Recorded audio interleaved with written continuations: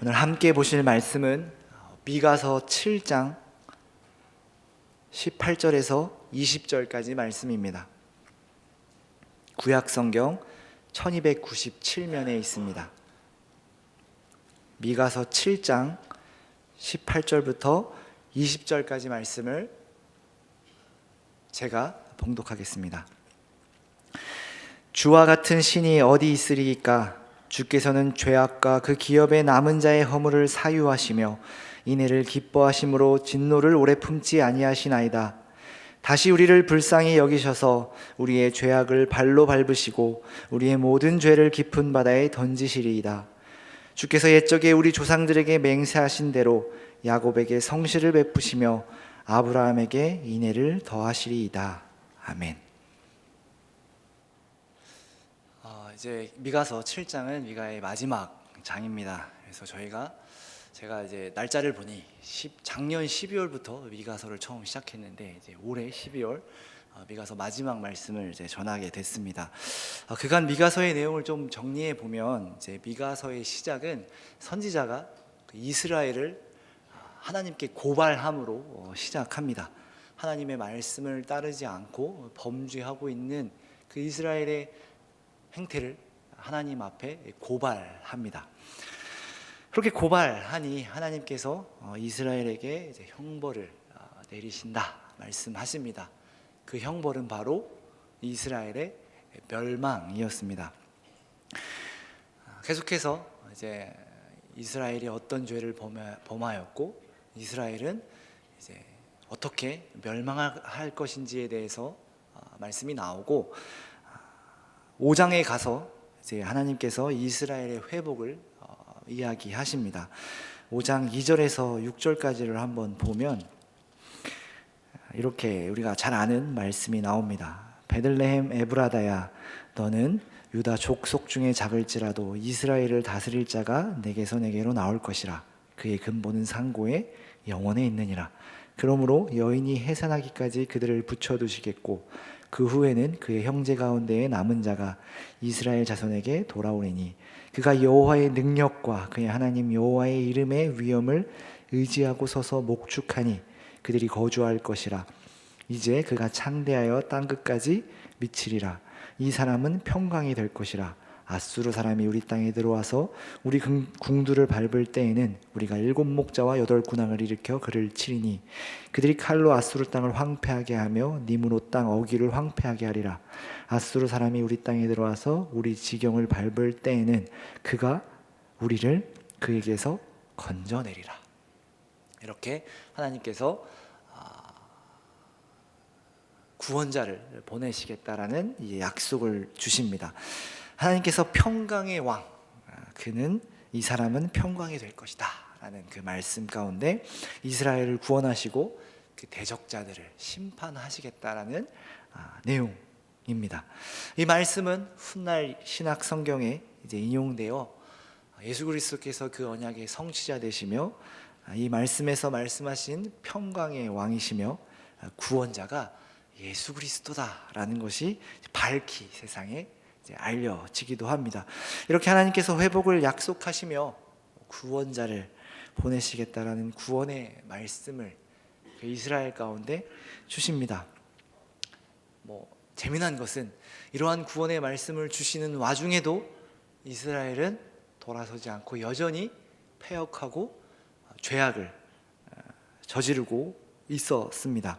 하나님을 제대로 섬기지 않았죠. 6장에 보면 이제 제사에 관한 얘기도 나오는데 이스라엘 백성들은 제사를 드렸지만 그들의 삶에서 하나님을 찾지 않았고 하나님의 백성답게 살지 않았습니다. 그래서 6장 8절에 보면 사람아, 주께서 선한 것이 무엇임을 내게 보이셨나니 여호와께서 내게 구하시는 것은 오직 정의를 행하며 인자를 사랑하며 겸손하게 내 하나님과 함께 행하는 것이 아니냐라고 이스라엘 백성에게 묻죠. 너희는 지금 제사를 드린다라고 하지만 여기 보면 천천의 수장이나 만만의 강물 같은 기름을 기뻐하실까? 내가 무엇을 드려야 하나님이 기뻐하실까 고민하지만 실제로는 너희 삶 속에서 정의를 행하지 않고 인자를 사랑하지 않고 겸손하지 않은 삶의 모습이 있는데 하나님께서 이것을 원하시는지 너희가 모르느냐 이렇게 묻죠. 그러면서 하나님께서 자신들을 괴롭게 하신다 이렇게 말했던 것 같습니다. 왜냐하면 6장 3절에 보면 하나님께서 이렇게 말씀하십니다. 이르시기를 내 백성아 내가 무엇을 내게 행하였으며 무슨 일로 너를 괴롭게 하였느냐 너는 내게 증언하라. 이렇게 하나님께서 이스라엘 백성에게 물으십니다. 이스라엘은 애굽에서부터 하나님께서 행하셨던 일들을 모두 잊었고 가나안 여정 동안에 함께 하시며 대적들을 무찌르신 멸하신 일들을 다 잊었습니다. 그렇게 하나님께서 행하신 일들을 모두 잊고 불평과 불만을 가지고 하나님의 뜻을 따라 살지 않았죠. 지금 5장에서 이미 하나님께서 회복을 약속하시고 구원자를 약속하셨지만 이스라엘은 변함이 없습니다. 7장에 와서도 계속해서 이 이스라엘의 부패와 죄악을 언급합니다. 그 7장의 시작이 참 재밌습니다. 재앙이로다. 재앙이로다 라고 시작을 합니다. 계속해서 말씀을 보면 이제 경건한 자가 세상에 끊어졌다 이렇게 이야기를 하고 정직한 자가 사람들 가운데 없도다 이렇게 말합니다. 그리고 무리가 다 피를 흘리려고 매복하며 각기 그물로 형제를 잡으려고 합니다. 두 손으로는 악을 부지런히 행하며 지도자와 재판관은 뇌물을 구하고 권세자는 자기 마음의 욕심을 말합니다. 이 악한 자들은 서로 합심하여 더 악한 일을 도모합니다. 이 얼마나 말도 안 되는 상황이 하나님의 백성 가운데 이제 이루어지고 있습니다. 오죽했으면 미가가 선지자임에도 불구하고 5절에 이렇게 이야기를 합니다. 너희는 이웃을 믿지 말며 친구를 의지하지 말며 내 품에 누운 여인에게라도 내 입의 문을 지킬지어다. 아들이 아버지를 멸시하며 딸이 어머니를 대적하며 며느리가 시어머니를 대적하리니 사람의 원수가 곧 자기의 집안 사람이로다. 이렇게 이야기를 합니다. 얼마나 악하게 행했으면. 이 말의 의미는 사실 갈 때까지 갔다라는 거죠. 지금 이스라엘 백성의 상태는 이제 끝이다. 거의 끝까지 갔다. 내 가장 가까이 있는 사람도 가족도 악을 행하는 서로를 믿지 못하는 상황까지 이르렀다. 이렇게 이야기합니다. 끝까지 이스라엘은 돌아서지 않았습니다. 이제 이스라엘에게 남은 것은 심판과 멸망이었습니다. 사실 이런 상황 속에서도 우리가 끝까지 소망을 잃지 않는 이유는 하나님이 계시며 그분이 보내신 선지자가 있으니 또 그분의 약속이 있으니 이렇게 견디는 것 아니겠습니까? 그리고 좀 인간적인 생각으로 생각해 보자면 좀 선지자가 있으면 뭐라도 좀 해야 하는 것 아닙니까? 질타를 하던 화를 내든 경고를 하든 혹은 하나님께서 형벌을 내려서 돌아서게 만들어야 하는 것 아닌가, 이렇게 포기한 것 같이 하나님께서도 이스라엘을 포기한 것 같은 그런 상황이 벌어지는 것을 그냥 지켜만 보고 계실 것인가? 선지자는 왜 이렇게 이스라엘 죄악을 방치하고 있는가라는 질문이 듭니다. 여러분 기억하실지 모르겠지만 미가서 처음 시작하면서 이런 이야기를 나눴습니다. 미가서에는 그 미가의 메시지 안에는 회개의 촉구가 없다. 너희가 돌아서면 하나님이 너희를 구원하실 것이다. 돌아오라 라는 말이 이제 없다라고 나눴습니다. 끝까지 선지자 미가는 회개를 촉구하지 않습니다. 자존심이 센 것 같습니다. 이스라엘도 여전히 돌아서지 않았고 미가도 끝까지 너희 돌아오라, 하나님의 말씀으로 돌아오라 라는 말을 전하지 않습니다. 한편으로는 이해가 되기도 합니다. 그동안 여러 명의 선지자들이 이스라엘의 죄악을 고발하고 회개를 촉구했지만 이스라엘은 듣지 않았죠. 자신들에게 좋은 말만 하는 거짓 선지자들의 이야기만 들었고 하나님께로 돌아서지 않았습니다. 사실 구약 성경 내내 그 구원하시는 하나님과 계속해서 하나님을 배반하는 이스라엘의 이 내용이 가득 차 있습니다. 이스라엘은 마지막까지 돌아서지 않았으니 제가 선지자라면 하나님 어차피 안 들을 것 같습니다. 진행하시죠. 멸망시키시죠. 라고 할 것 같습니다. 미가도 지금 그렇게 하는 것 같습니다. 이런 이스라엘의 상황을 이사야 59장에서 이렇게 표현하기도 합니다. 이사야 59장 말씀을 한번 보겠습니다. 이사야 59장 1절에서 3절까지 말씀입니다. 여호와의 손이 짧아 구원하지 못하심도 아니요 귀가 둔하여 듣지 못하심도 아니라 오직 너희 죄악이 너희와 너희 하나님 사이를 갈라놓았고 너희 죄가 그의 얼굴을 가리어서 너희에게 듣지 않으시게 함이니라. 이는 너희 손이 피해 너희 손가락이 죄악에 더러워졌으며 너희 입술은 거짓말하며 너희 혀는 악독을 내밀어. 좀 더 보자면 공의대로 소송하는 자도 없고 진실하게 판결하는 자도 없으며 허망한 것을 의뢰하며 거짓을 말하며 악행을 잉태하며 죄악을 낳으며 독사의 알을 품으며 거미줄을 짜나니 그 알을 먹는 자는 죽을 것이요 그 알이 밟힌즉 터져서 독사가 나을 것이니라. 그 짠 것으로는 옷을 이룰 수 없을 것이요 그 행위로는 자기를 가릴 수 없을 것이며 그 행위는 죄악의 행위라. 그 손에는 포악한 행동이 있으며 그 발은 행악하기에 빠르고 무죄한 죄를 흘리기에 신속하며 그 생각은 악한 생각이라. 황폐와 파멸이 그 길에 있으며 그들은 평강의 길을 알지 못하며 그들이 행하는 곳에는 정의가 없으며 굽은 길을 스스로 만드나니 무릇 이 길을 밟는 자는 평강을 알지 못하느니라. 지금 이스라엘 상태가 이렇다라는 것을 적나라하게 이사야는 이야기합니다. 이쯤 되면 사실 포기할 만하죠. 하지만 그럼에도 불구하고 선지자라면 하나님이시라면 우리를 포기하지 않으시는 하나님이시라면 이라는 생각이 듭니다. 사실 이스라엘 이렇게 구약의 성경 말씀을 보며 이제 이스라엘 상태를 보면서 우리는 어찌 보면 제3자이기 때문에 그래 이스라엘 저런 나쁜 놈들 말도 안 듣고 끝까지 하나님께 돌아서지 않으니 멸망당하고 마땅하다 이렇게 말할 수 있지만 이 상황이 우리 상황이라면 어떨까요? 우리는 끝까지 하나님을 기대하지 않겠습니까? 끝까지 하나님께 기도하지 않겠습니까? 하나님이시라면 모두가 다 안 된다고 하지만 모두가 다 포기하지만 하나님은 포기하지 않으실 거죠. 하나님 내 인생 이렇게 포기하시면 안 됩니다. 하나님 도와주십시오. 멸망이라니요. 멸망당할 수 없습니다. 하나님 멸망당하면 어떡합니까? 하나님의 백성이 멸망당하는 꼴을 하나님 보시겠습니까? 이렇게 기도하지 않을까요? 물론 이스라엘 백성들 가운데 이러한 하나님을 찾는 자가 거의 남지 않았기 때문에 이렇게 기도하지 않았을 수도 있지만 우리 상황이라면 하나님께서 우리에게 멸망을 말하셨다면 우리는 끝까지 하나님 붙들지 않을까요? 하나님 우리 포기하지 말아 주십시오. 그리고 내가 선지자라면 하나님 이스라엘 백성 하나님의 백성 지금까지 함께한 이 백성 이렇게 벌하지 말아 주십시오.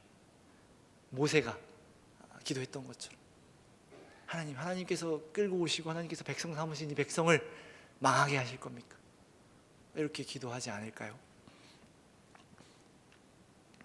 왜 미가는 이스라엘에게 회개를 촉구하지 않았는가? 하나님은 왜 미가에게 그런 말씀을 주시지 않았는가?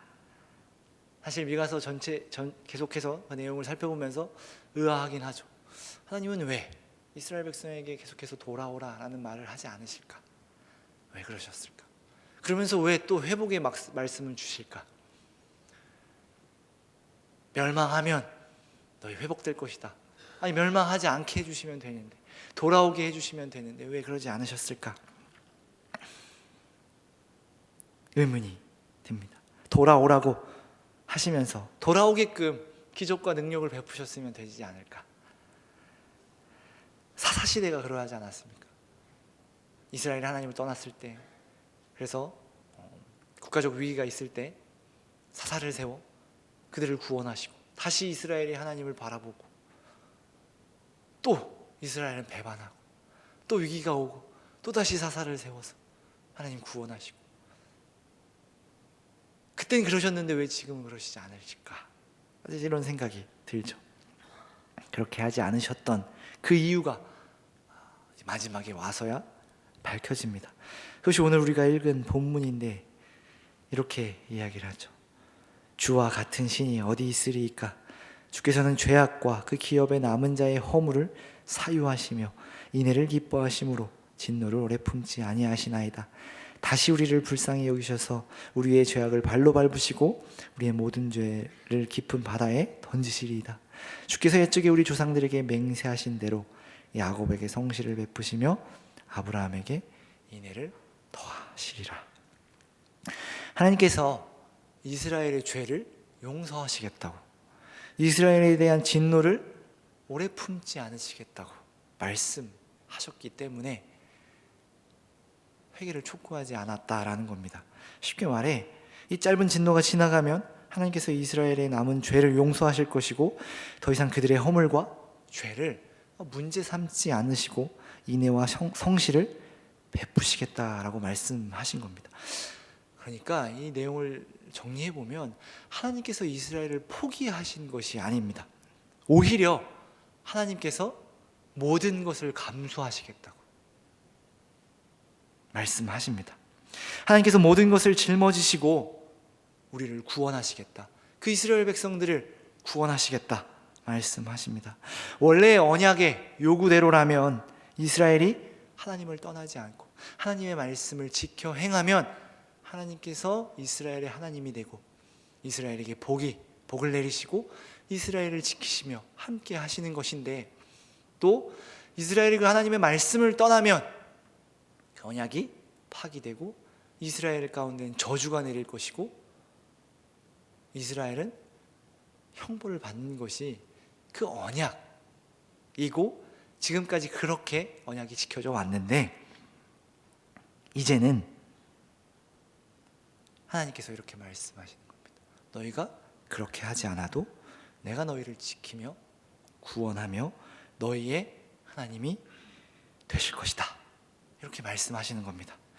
너희가 그렇게 하지 않아도, 너희가 죄를 자복하지 않아도, 나에게 돌아오지 않아도 내가 너희를 용서하며 이제는 너희의 죄악을 더 이상 문제 삼지 않고 인애와 성실을 그리고 구원을 베푸시겠다 말씀하신 겁니다. 그래서 우리가 구원이라는 것을 생각할 때 성경이 구원을 어떻게 이야기하느냐를 살펴보아야 하는데, 성경에서 구원은 용서를 전제로 합니다. 단순히 위기에서 구해주고 어떤 멸망 가운데 회복하시는 것이 구원이 아니라 그것과 더불어 용서하시는 하나님의 구원입니다. 용서 없이는 구원이 없다라는 겁니다. 이 하나님의 구원은 이스라엘이 회개하지 않은 상태에서 그 약속이 주어집니다. 너희가 이렇게 돌아서면 내가 너희를 구원하겠다가 아니라 너희는 여전히 죄악 가운데 있고 결국 멸망할 것이지만 내가 너희를 구원하겠다, 내가 너희의 죄를 더 이상 문제 삼지 않겠다 라고 말씀하십니다. 하나님께서 그렇게 하시겠다라고 말씀하시죠. 성경에서 죄는 대가를 치러야만 없어지는 것인데 우리가 죄에 대한 그 어떤 대가도 치르지 않았음에도 하나님께서는 우리를 구원하신다 라는 말입니다.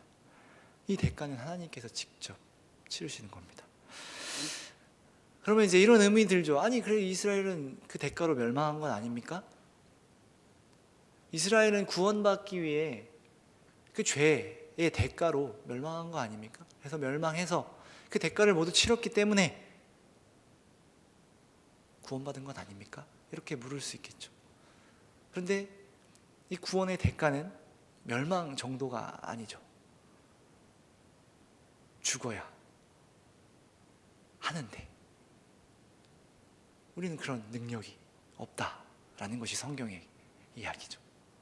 그러니까 이 멸망이 어떤 죄에 대한 대가로서 이루어진 것이 아닙니다. 구원에 대한 어떤 대가라고 생각해서는 안 됩니다. 이스라엘을 구원하시기 위해 하나님께서 그들을 멸망시키심으로 이스라엘에 대한 죄의 대가가 지불되어서 하나님이 그들을 구원하신 것이 아니라는 말입니다. 오히려 하나님께서 이스라엘을 끝까지 포기하지 않으시기에 이스라엘이 멸망의 자리까지 가게 되는 겁니다. 쉽게 이해가 되진 않죠.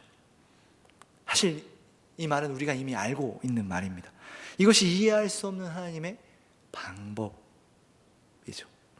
이스라엘은 하나님이 포기하시지 않으셨기 때문에 그들을 구원하시겠다고 하나님께서 뜻을 정하셨기 때문에 멸망의 자리로 가는 것입니다. 그래서 포로가 된 것이죠. 구원의 대가가 아니라 하나님이 구원하시겠다 말씀하셨기 때문에 멸망의 자리로 가는 것이다 라는 겁니다. 이것은 예수 그리스도의 오심으로 밝히 드러나죠. 하나님이 우리를 구원하시기 위해 낮아지시죠. 더 높아지셔야 될 것 같은데 낮아지십니다. 그리고 그 구원의 영광을 우리에게 주시기 위해 십자가에 달리십니다. 또 우리에게 생명을 주시기 위해 죽음의 자리로 가시죠. 이것은 우리가 이해할 수 없는 하나님의 방법입니다. 이스라엘을 구원하시기 위해 그들을 멸망의 자리로 보내시는, 그렇게 했는데도 우리 인간은 돌아서지 않았기 때문에 하나님이 직접 오셔서 그 멸망의 자리로, 그 죽음의 자리로 가신 것이 예수 그리스도의 오심이며 예수 그리스도의 구원하심입니다.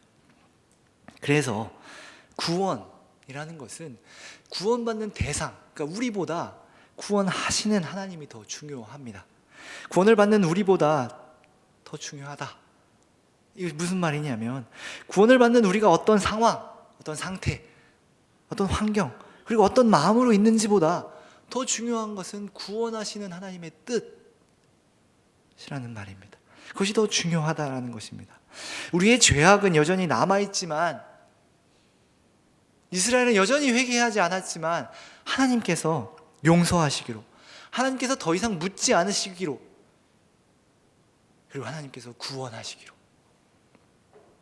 하셨기 때문에 우리가 구원을 받은 겁니다.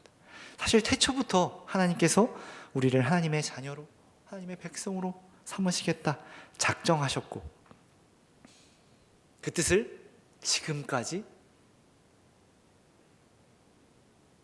변하지 않고 그 뜻을 가지고 계신 거죠. 사실 우리의 상황과 환경, 그리고 우리의 마음까지도 계속해서 변해 왔습니다. 인간의 마음과 인간의 상황과 그 모든 것은 변해 왔습니다. 변하지 않은 것이 없습니다. 변하지 않은 것이 있다면 우리를 구원하시겠다, 우리를 자녀 삼으시겠다, 우리를 백성 삼으시겠다, 그 뜻을 정하신 하나님의 마음, 하나님의 뜻, 하나님의 구원, 그것만 변하지 않은 것입니다. 그렇지 않습니까? 이스라엘의 상황 계속해서 변해왔습니다. 그들의 마음 변해왔습니다. 우리도 계속해서 변해왔습니다. 그러나 하나님 우리를 포기하지 않으시겠다, 구원하시겠다 라는 그 뜻은 변하지 않았다라는 겁니다. 또한 이스라엘은 멸망당함으로 세상의 기준에서는 끝났지만 하나님의 변함없는 뜻이 있기에 그것이 끝이 아닌 회복의 말씀으로, 구원의 말씀으로 이어질 수 있는 겁니다. 사실 우리는 지금까지 구원을 이야기할 때 우리의 상태에 더 집중했던 것 같습니다. 내가 어떠한지, 내가 어떤 사람이고 내가 어떤 마음을 가지고 있는지, 또한 내가 어떤 자격이 있는지를 계속해서 확인하고 싶어 했습니다. 이 모든 것은 사실 구원에 그 어떤 조건도 도움도 되지 않습니다. 구원은 오직 구원하시는 하나님께서 모든 것을 이루신 겁니다. 그래서 미가서 7장 7절에서 9절까지를 보면 미가가 이렇게 노래합니다. 함께 보겠습니다. 미가서 7장 7절에서 9절에 이렇게 미가가 노래합니다. 오직 나는 여호와를 우러러보며 나를 구원하시는 하나님을 바라보나니 나의 하나님이 나에게 귀를 기울이시리로다. 나의 대적이여 나로 말미암아 기뻐할지 말지어다. 나는 엎드러질지라도 일어날 것이요 어두운데 앉을지라도 여호와께서 나의 빛이 되실 것이미로다. 내가 여호와께 범죄하였으니 그의 진노를 당하려니와 마침내 주께서 나를 위하여 논쟁하시고 심판하시며 주께서 나를 인도하사 광명에 이르게 하시리니 내가 그의 공의를 보리로다. 이렇게 노래하죠. 이 미가의 고백에서도 하나님은 구원하시는 하나님이십니다. 재미있는 것은 구원하시는 하나님이심에도 나는 엎드려질 것이며 어두운 데 앉을 것이다, 이렇게 이야기를 하죠. 나의 대적이 나로 인해 기뻐하게 되는 그런 상황이 벌어질 거다라고 이야기하죠. 하지만 구원하시는 하나님이 있기에 너는 더 이상 기뻐하지 말지어다. 내가 엎드려질지라도 일어날 것이며 내가 어두운 데 거할지라도 하나님이 나의 빛이 되어질 것이다. 나는 그의 진노를 당하려니와 마침내 주께서 나를 위하여 논쟁하시고 심판하시며 주께서 나를 인도하사 광명에 이르게 하시니 내가 그의 공의를 보리라. 이렇게 고백할 수 있는 것이죠. 그 가운데 나를 구원하시는 하나님이 계시며 나를 일으키시며 나의 빛이 되신다, 이렇게 고백하죠. 더 나아가 나는 진노를 당하지만 마침내 주께서 나를 위하여 심판하시고 논쟁하시고 인도하셔서 광명에 이르러 하나님의 공의로우심을 볼 것이다 확신합니다. 하나님의 공의가 무엇일까요? 우리는 하나님의 공의 이러면 악을 부수고 정의가 승리하는, 악은 망하고 선이 승리하는 모습을 그립니다. 물론 그런 모습이 맞죠. 그러나 공의라는 것은 하나님 없이는 불가능한 겁니다. 그러니까 공의는 어디서 드러나냐면 용서하시고 구원하시는 하나님의 그 모습 가운데 그 공의로움이 드러나는 겁니다. 그의 자녀와 백성을 구원하심으로 드러나는 것입니다. 근데 지금 이스라엘 상황으로 보면 전혀 공의롭지 않을 수 있죠. 왜냐하면 이스라엘은 죄를 고백하지도 않고 돌이키지도 않고 여전히 죄악 가운데 머물러 있는데 그들을 구원하시고 그의 대적들을 물리치시는 게 어찌 공의롭다 말할 수 있겠습니까? 세상의 공의의 기준이라면 정의롭지 못한 거잖아요. 뭐 이런 표현이겠죠. 내 백성만 감싸고 도느냐, 불공평하다, 정의롭지 못하다, 이렇게 말할 수 있는 것이지만 이 하나님의 정의는 그러니까 불의라는 것은 하나님 없음을 이야기하는 것이기 때문에 하나님이 그의 자녀를 구원하시고 그의 자녀를 용서하시는 모습 속에 우리는 하나님의 공의로움을 보게 되는 거고 하나님의 자비로우심을 보게 되는 겁니다. 그래서 성경에는 공의와 자비로우심이 대부분 함께 등장하는 겁니다. 하나님의 구원하심 속에 그 정의가 담겨져 있기에, 그 자비가 담겨져 있기 때문입니다. 우리도 우리를 구원하시는 하나님께 집중해야 합니다. 내 상황과 환경이 나를 짓누를지라도 마침내 주께서 나를 인도하실 것입니다. 비록 멸망당할 이스라엘이지만 대적들이 이스라엘의 멸망으로 이스라엘을 조롱하고 또 기뻐하겠지만 그렇게 할지라도 하나님께서 마침내 이스라엘을 인도하실 것이고 구원하실 것임을 기억해야 합니다. 하나님이 그때에는 우리의 죄악을 묻지 않으시며 우리를 용서하시며 우리를 구원하실 것입니다. 미가서에서 회개의 촉구가 없이 멸망당하는 이스라엘을 보면서 혹시나 하나님이 이스라엘을 포기하셨나 생각이 드는 것처럼 때론 우리 인생 속에서 하나님께서 침묵하시고 나를 포기하셨나 싶을 정도로 나에게 어떤 그 기대도, 나에게 그 어떤 반응도 하지 않으시는 것 같이 느껴질 때도 있을 것입니다. 하나님은 나에게 아무런 기대가 없으신가? 하나님은 왜 나에게 아무런 반응이 없으신가? 나를 포기하셨나? 라는 생각이 들 때도 있을 겁니다. 그러나 하나님은 우리를 포기하신 것이 아닙니다. 오히려 하나님께서 모든 것을 이루실 것이기에 우리의 죄를 모두 감당하실 것이기에 우리의 모든 것을 친히 담당하실 것이기에 그리고 일하실 것이기에 어쩌면 우리에게 아무런 요구도 반응도 하지 않으시는 것일 수 있습니다. 하나님께서 모든 것을 이루실 것이기에.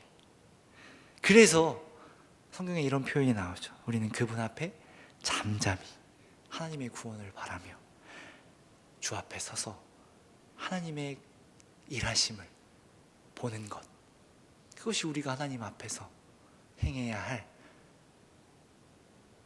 자세이자 우리의 마음가짐일 것입니다. 하나님께서는 우리에게 약속하신 대로 그 성실을 베푸시며 그 인애를 더하십니다. 하나님은 모든 것을 이루시고 모든 것을 감당하시며 우리를 포기하지 않으십니다. 우리를 구원하시는 하나님을 바라보며 오늘도 그 구원의 기쁨을 누리시는 저와 여러분 되기를 바랍니다. 기도하겠습니다. 사랑의 하나님, 주님께서 우리의 모든 것을 감당하시고 하나님께서 친히 일하시겠다 우리에게 약속하십니다. 우리의 죄악을 용서하시고 더 이상 문제 삼지 않으시고 우리를 구원하시겠다 말씀하십니다. 우리의 마음은 계속해서 변하고 우리의 상황과 환경이 계속해서 변하지만 구원하시는 하나님은 변함이 없으시기에, 포기하시지 않으시는 하나님은 변하시 않으시기에 우리가 하나님을 바라보며 의지하며 주님을 붙들고 나아갑니다. 주님이 주시는 은혜와 그 구원의 감격과 기쁨을 누리게 하시고 하나님의 백성으로서, 하나님의 자녀로서 주님과 함께 함을 누리며 기뻐하는 그런 우리의 인생 되게 하옵소서. 예수님 이름으로 기도합니다. 아멘.